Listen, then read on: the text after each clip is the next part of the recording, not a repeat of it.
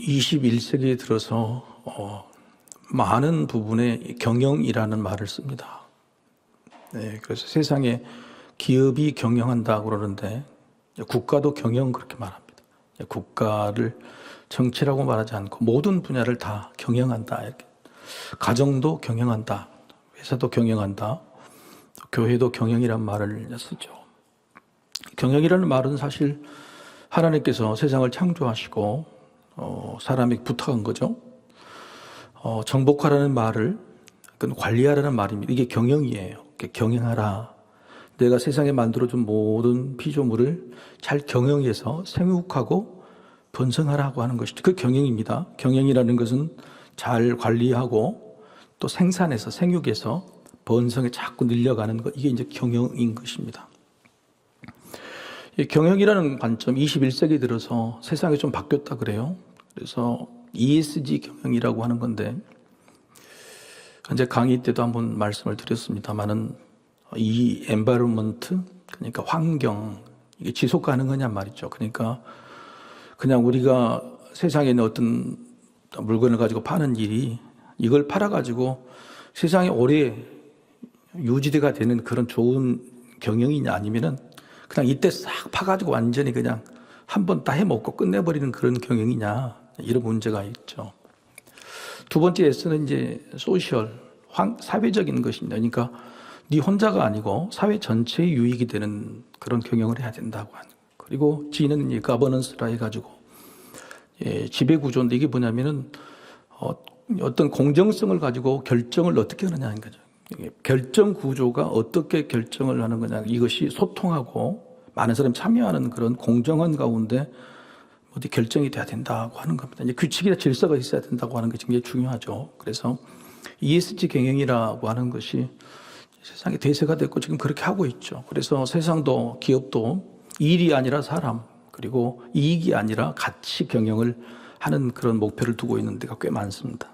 그게 바로 이제 하나님이 세상을 우리에게 위탁하시는 세상을 경영하는 말씀과 동일하죠. 그래서 이게 이제 ESG가 신학에도 들어와 있습니다. 사실은 신학에서 먼저 이걸 주장을 했죠. 용어는 달랐지만은. 그래서 ESG 신학, 또 ESG 목회, 또 ESG 교회, 이렇게 이제 이야기를 하는 거죠.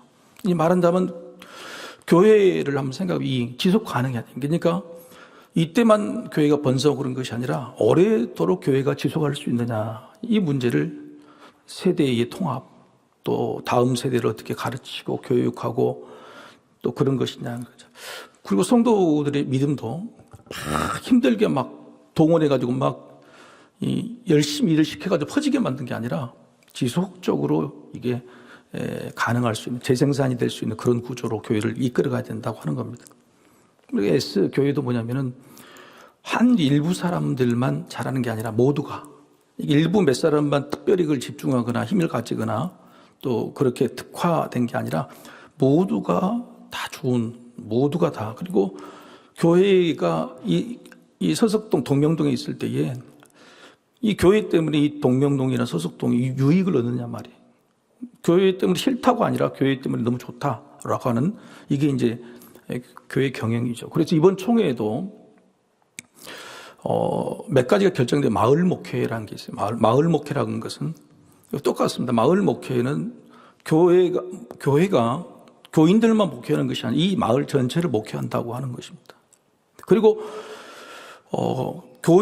공유교회를 인정을 했어요. 이 말은 뭔 말이냐면 개척이나 조그만 교회가 교회당이 없을 수 있잖아요.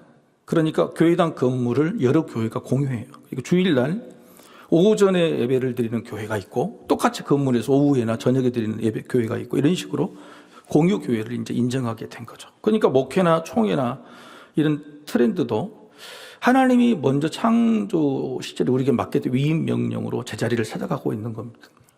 마지막에 거버넌스라는 것은 소통이죠, 소통. 그러니까 누군가 일방적으로 교회를 다스리고 당회에서 명령한 게 아니라 이야기를 듣고 소통하고, 그 다음에 교회가 어떤 방향으로 가고 있다는 것을 성도 여러분들 다 아셔야 된다.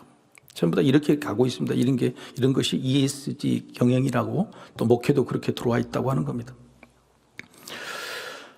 하나님이 이 땅을 만들으실 때 이 ESG를, 세상 경영을 또 맡긴 사람이 있죠. 누구죠? 누구에게 맡겼어요? 아담과 하와라는 하나님의 형상을 가진 부부에게 맡겼다고 하는 거예요. 부부에게. 그래서 무슨 말이냐면 세상의 경영의 주체는 뭐냐? 한번 따라해 보겠습니다. 경영의 주체는 부부다. 부부입니다. 부부. 이렇게 세상에 있는 모든 경영의 출발점은 부부예요. 이게 하나님께서 만들어 주신 거예요. 그 부부가 지속 가능성이고 혼자 이기적이지 않고 서로 간에 대해서 양쪽 의견을 존중하고 세 번째 뭐 의사결정 구조도 서로 소통한 가운데 하는 것이죠. 그래서 부부 둘 사이에 이런 ESG, 이런 지속 가능성, 그 다음에 이기주의가 아니라 같이 공동체성, 그 다음에 결정하는 모든 방법이 공정한 서로의 소통을 통해서 만들어가는 이런 부부 관계가 돼야 된다. 여기서부터 그 밑에 있는 모든 피조물들이나 자녀들이 이런 관계에서 생육하고 번성하게 된다고 하는 것이 하나님의 말씀인 거죠. 근데 이걸 그냥 짧게 말한다면 뭐냐면 신실입니다. 신실한 거예요. 서로에게 믿음직한 사람, 지속 가능성이죠. 그리고 믿음을 주려고 그러면 내 것을 양보해야 되겠죠.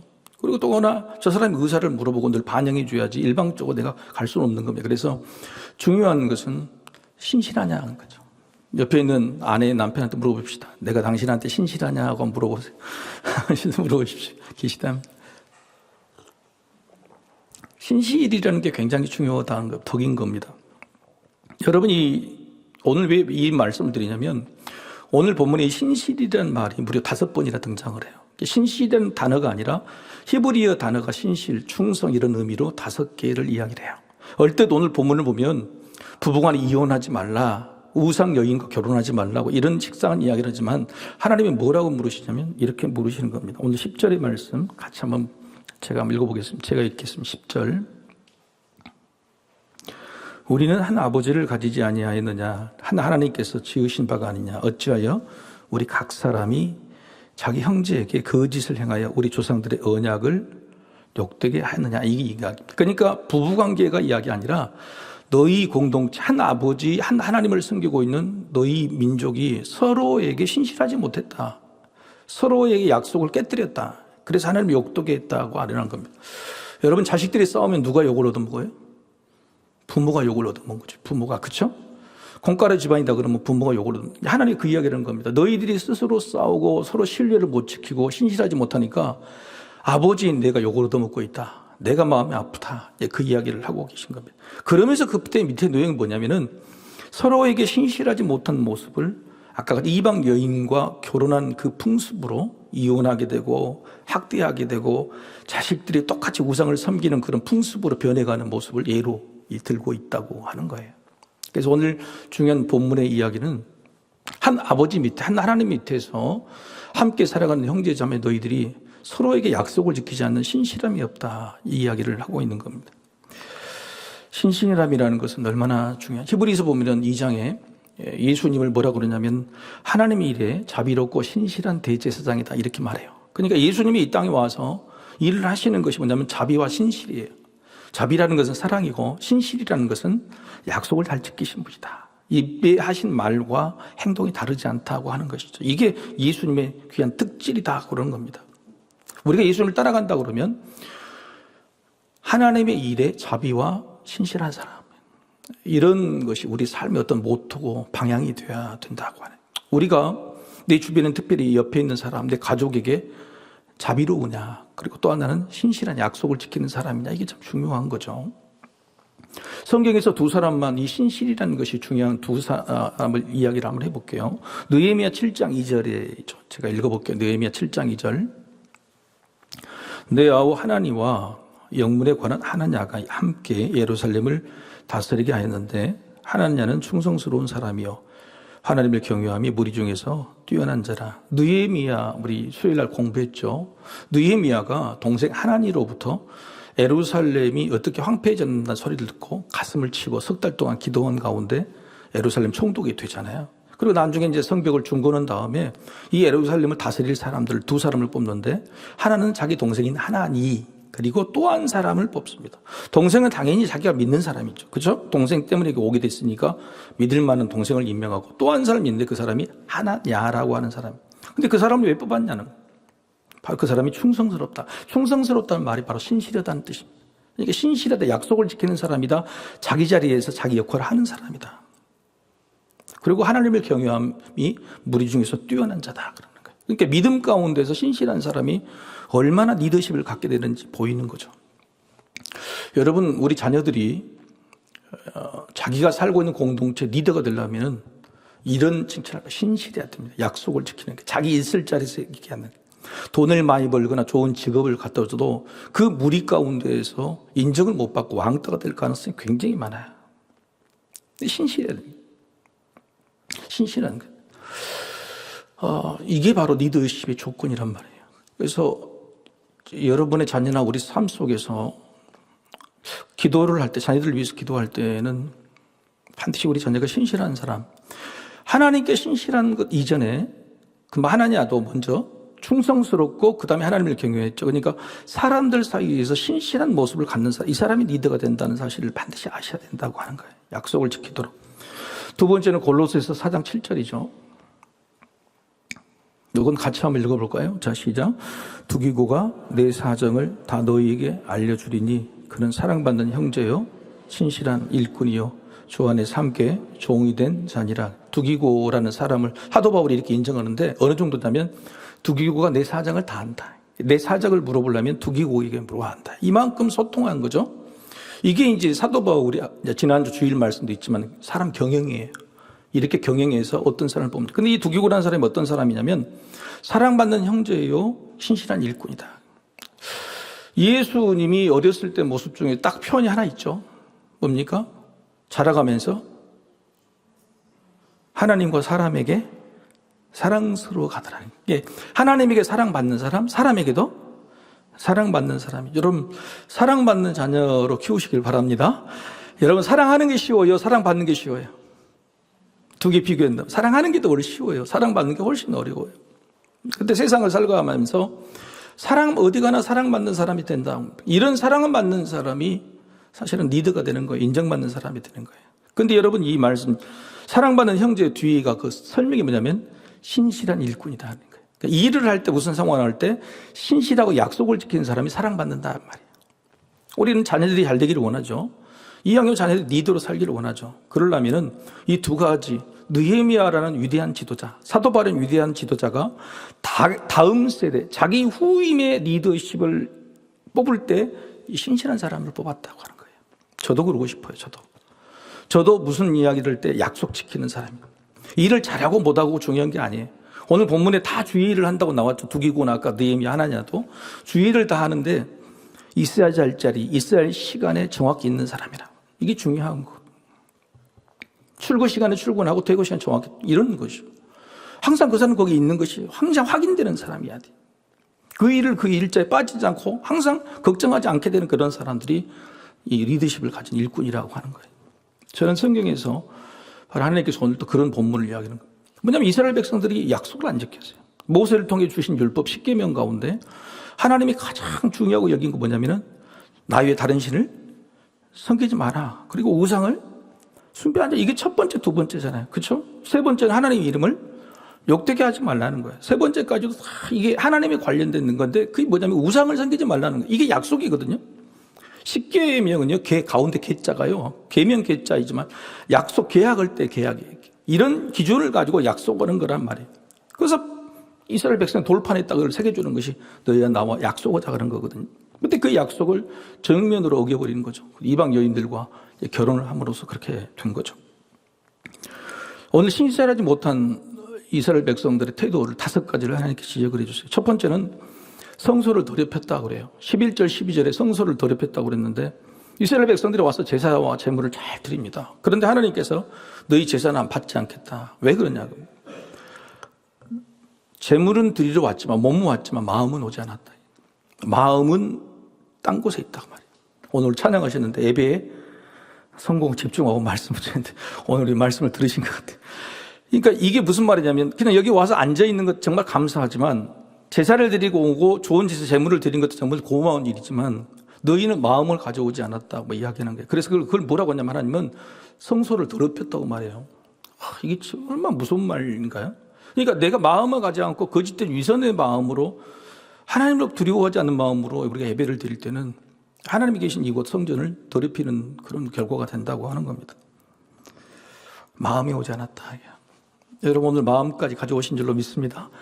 여러분이 진실된 마음으로 다 그게 중요해요. 그런데 어디서나 내가 마음으로 하나님을 만나기를 원한다면 그쪽이 예배의 자리가 되는 거예요. 그렇죠.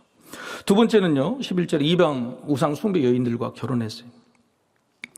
이 우상 숭배 여인들과 이방 여인들과 결혼한 것, 그럴 수 있죠. 우리도 국제결혼을 하니까요. 근데 왜 이걸 하나님 하지 말라고 하냐면 그들이 섬기는 우상들은 반드시 뿌리 깊게 또 이스라엘 백성들 순수한 신앙을 망가뜨리기 때문에 그렇습니다. 그래서 하나님께서 하지 말라고 하는 것은, 우리가 우리 자녀들한테 하지 말라고 하는 것은 하지 마 그런 거죠. 여러분 십계명을 보셔도 십계명에서 하라는 말이 많을까요? 하지 말라는 말이 많을까요? 세보였어요? 하라는 말은 두 개밖에 안 돼요. 4계명과 5계명, 나머지 전부 다 똑같은 말이라도 하지 말라고 표현하세요. 왜 하지 말라고 그럴까요? 하라고 하면 더 좋죠. 그죠? 하나님 외에 다른 신을 섬기지 말라가 아니라 하나님만 섬겨라 그러시면 좋은데 왜 하나님 외에 다른 신을 섬기지 말라고 그랬을까요? 이게 무서운 일이니까 그러는 거예요. 그리고 반드시 그렇게 될 가능성이 하나님 보시기엔 100%이기 때문에 그렇게 말라고 표현하는 거예요. 우리도 자녀들에게 가르칠 때 그렇죠? 하라고 하고 하지 말라고 할 때는 이게 진짜 안 돼, 무서워 막 이럴 때 그런 거잖아요. 우리는 교만하단 말이에요. 이스라엘 백성들도 아이고 제가 이방 여인과 결혼해도요 우상 절대 안 섬기겠습니다. 솔로몬이 그랬잖아요. 솔로몬이 그런 말 했는데 반드시 우상 섬기고 말았잖아요. 온 나라를 다 망가뜨렸잖아요. 근데 하나님은 아신 겁니다. 사람이 얼마나 연약한가. 그래서 분명히 씨앗만 뿌려도 냄새만 맡아도 망가질 것은 하나님, 그럴 때는 분명히 하지 말라고 표현하세요. 하지 말라고 하는 거예요. 그래서 성경 말씀 중에서 하지 말라고 하는 표현은 우리가 귀담아 들어야 돼요. 그것은 처음부터 생각하지 않는 것이 좋다고 하는 것입니다. 세 번째는요, 더 나쁜 일인데 이방 여인과 결혼을 하려고 조강지치 이스라엘 여인과 이혼했다고 하는 거예요. 그래서 여러분 이혼할 수 있죠. 오늘 이제 성경에 이혼 난 싫어한다고 하는 게 아니에요. 왜냐하면 모세의 율법에도 이혼 증서를 주고 이혼할 수 있다. 그 이혼에 관련된 방법들이 있어요. 그래서 이혼이 나쁜 게 아니고 오늘 방법은 뭐냐면 이혼의 목적이 나쁜 거예요. 그러니까 바람을 피워서 저 다른 여인이 더 좋아 보여서 이 여자와 이혼하는 것은 그건 정말 나쁜 일이라고 하는 겁니다. 같은 이스라엘 여인도 아니고 이방 여인들이 화려하고 옷이 좋게 이쁘게 보이거든요. 여러분 이게 이제 사사시대 때부터 이게 됐어요. 사사시대 때부터 굉장히 오랜 전 사사시대라는 것은 이게 모세 5계명 오자마자 이제 사사시대가 오는 거잖아요. 그러니까 이 사사시대의 그 주전 1300년 정도 이 정도부터 이방 여인들을 결혼하는 것이 그들에게는 자랑이었어요. 왜냐하면 그게 자기들의 세를 과시하는 그것으로 생각했다는 거예요. 그다음에 이방 여인과 결혼하면 마치 그 무역에, 그러니까 상업의 관계를 넓히거나 또 자기가 권세가 좀 높이 있는 사람이거나 이런 사람으로 인정을 받는 세상이 됐다고 하는 거예요. 그래서 그때부터 이방 여인과 결혼하는 것이 신앙과는 상관없이 자기 성공한 사람처럼 보이는 그런 일들로 이렇게 자랑하게 된 것이죠. 그래서 여러분 자기가 인생에 큰 욕심이 있다 그러면 반드시 이런 일이 생기는 겁니다. 그래서 조강지체를 버리고 이방 여인을 통해서 내 인생에 성공하는 모습들을 보여주려고 하는 그런 것들이 반드시 이게 이제 하나님께서는 싫어하셨던 거죠. 네 번째는 뭐냐면 이방 여인들과 결혼해서 낳은 자녀들도 그 이방 여인들이 우상의 교육을 반드시 시켰기 때문에 문제는 너희면만 망가진 게 아니라 자손들까지 다 망가지는 일. 그게 이제 하나님 보시기에는 너무너무 싫은 일이라고 하는 거예요. 여러분 그 열왕기서나 뭐 사무엘상하 역대기 보면은요 우상을 섬기는 부모 있잖아요. 여러분 제일 이세벨 알잖아요. 이세벨이 우상 여인 와서 우상을 섬기고 된 게 그 아들 자녀들 전부 다 왕들이 전부 우상을 섬기기 그렇게 됐잖아요. 그런 것처럼 부모 영향력을 절대 벗어날 수가 없습니다. 그래서 굉장히 조심해야 된다고 하는 겁니다. 예수님도 그렇죠. 믿지 않는 자와 멍에를 함께하지 말라. 그래서 우리 자녀들이 믿지 않는 자녀들과 결혼하는 것은 여러분 스스로 굉장히 고민해야 될 문제예요. 믿는 애들이 많이 없지만은 그게 만약에 믿지 않는 자녀와 결혼해서 믿음이 하나가 되지 못하고 자녀들을 낳으면 믿지 않는 그 사위나 며느리가 그 자녀를 교회로 데리고 올까요? 저는 거의 불가능하다고 생각을 해요. 그러니까 이런 문제들을 우리가 한번 또 깊이 고민해 볼 필요는 있다고 생각이 됩니다. 우리는 이런 결혼 문제에 대해서 욕심이 있어요. 예를 들어서 난 예배도 여러분 질문 드렸지만 한번 이 아들이 며느리를 데리고 와요. 이제 두 며느리인데 선택이라고. 하나는 굉장히 직업이 좋아요. 뭐 지금 말은 사자가 들어가는데 근데 예수 안 믿어. 교회 안 다니. 근데 또 한쪽은 교회는 다니는데 직업이 별로 보잘것없어. 그럼 여러분 누구를 선택하시겠어요? 안 흘리세요? 그러면 아예 그럼 직업이 좋아 의사라고 합시다. 의사 며느리래. 의사 며느리인데 교회 안 다녀. 그러면 그 며느리를 선택할까? 아니면은 직업은 별로 없는데 이제 뭐 취업 준비생인데 교회 다녀. 그럼 누구를 선택할까요? 교회 다니는 사람이요? 굉장히 믿음이 좋은. 여러분 이런 것에 우리가 흔들리지 않을까요? 아니 스스로 막 용납하고 스스로 데리고 와서 예수 교회 다니면 되지. 이런 문제가 있단 말이에요. 그게 아까 이야기 사사시대에 그들의 욕심이 그런 거였어요. 그 욕심 때문에 믿음의 순수함을 지키지 못하고 양보하고 포기하면 당연히 그렇게 되는 거예요. 그래서 이런 문제가 없다 장담 못합니다. 저 자신도 그래요. 그래서 이런 믿음의 순수함을 지킬 하나님께서는 아시는 겁니다. 너희도 안 돼. 힘들어. 어려워. 그래서 내가 하지 말라고 그럴 때 분명히 생각해야 된다고. 여러분 우리 교회에서도요. 그렇게 포기해서 용납해서요. 믿음을 잃어버린 자녀가 너무 많아요. 그리고 지금 권사님들 나이 드신 분들 후회해. 막 가슴을 치고 후회해요. 가슴을 치고 후회해. 왜냐하면 여러분 결혼하고 안 하고 중요한 게 아니라 결혼해서 잘 살아야 됩니까? 못 살아야 됩니까? 요즘 결혼시켜도 왜 부모들이요? 야, 혼자 살아라 그 이야기가 뭐예요? 그건 여러분 하나님의 말씀에 틀린 거예요. 혼자 살 수는 있죠. 그런데 혼자 살아라고 말하는 것은 하나님 말씀의 정면으로 거역한 거예요. 성백에서. 그래서 행여 혼자 살 수는 있지만 내 입으로 혼자 살아라고 이야기하시면 안 됩니다. 절대. 어쩔 수 없이 혼자 살 수 있는 일이 있지만은 네 입으로 야, 혼자 사는 것도 좋다고 말해서는 그건 하나님의 말씀에 틀린 거기 때문에 어긴 거기 때문에 절대 그래서 안 되는 거예요. 문제는 결혼해도 잘 살아야 되는데요. 잘 사는 가정이 얼마나 행복했어요. 자기들끼리 오손도손 큰 욕심 없이 잘 사는 모습이 그런 가정이 그게 더 걱정 아닌 거예요. 저희 집도 그런 아픔이 있었죠. 여동생이. 근데 그런 전화만 와도 막 떨어요. 평생. 그리고 그 자식 손자까지 낳는데 손자들에게도 어떤 영향을 미치겠어요. 집이 막 그렇게 된다 그러면. 그게 문제는 뭐냐면 이 믿음이 하나 되고 한 아버지 한 믿음을 가지고 자적을 꾸린 사람들은 이 삶의 문제, 그 자손들에게 미치는 영향이 굉장히 큰 문제라는 거예요. 그래서 이런 것까지 생각을 고려하고 우리가 기도를 해야지. 좋은 조건으로 그렇게 만들어주는 것은 저는 개인적으로 그래도 참 저도 도전받고 기도해야 할 제목이라고 하는 겁니다. 오늘 하나님이 말씀하셨기 때문에 그런 거예요. 하나님께서 말씀하셨기 때문에. 그래서 너희들이 낳은 자녀가 분명히 우상을 섬기게 되는 자녀가 될 것인데 그건 더 아프고 힘든 일이다. 그래서 하지 말라는 것은 하지 말지 이렇게 이야기하시고 있는 겁니다. 다섯 번째는요. 16절에 보면 학대했다. 이 말은 뭔 말이냐면 이혼을 해달라고 하는 이혼 안 해주잖아요. 그러니까 폭력을 사용했다고 하는 겁니다. 이게 언어적인 폭력을 사용했든지 물질이나 뭘 폭력을 사용했다는. 이게 이제 여러분 한번 생각해 보십시오. 가정이라는 것이 아까 같이 그렇게 경영을 잘 못하고 ESG 소통이 안 된다 그러면 반드시 이런 문제가 있지 않겠어요? 소통이. 그래서 여러분 이게 정말 하나님 보시기에 너희들은 서로에게 신실하지, 특히 부부라는 관계 신실하지 못한 것을 하나님께 가장 큰 죄로 이게 말씀하고 있는 겁니다. 여러분 부부끼리 싸울 수 있죠. 근데 자식들 앞에서는 싸우면 됩니까? 절대 안 돼. 자식들 앞에. 여러분 자식들이요 집에 오도록 만들어야 되는데 집에 오기만 오면 엄마 아빠가 싸워. 그러면 여러분 자식이 어디서 쉼을 얻을 수 있겠어요? 더 심한 것은요, 엄마 아빠가 교회만 갔다 오면 싸워. 그런 게 있어. 교회만 갔다 오면 피곤해가지고 막 교회 욕하고 교회 싸워. 그러면 어떤 자녀들이 그 믿음이 유전이 되겠어요? 그래서 힘들고 어려울 때 자식들 앞에는 절대 싸우면 안 되고, 특별히 교회에 대한 헌당해서도 안 돼. 왜냐하면 그 믿음의 유전이 잘 되게 만들어야 되니까요. 잘 아시겠지만, 오늘 하나님께서는 그런 말씀을 하고 있는 겁니다. 신실함이죠, 신실함. 여러분, 대표적인 부부관계가 안 좋은 사람 누구죠?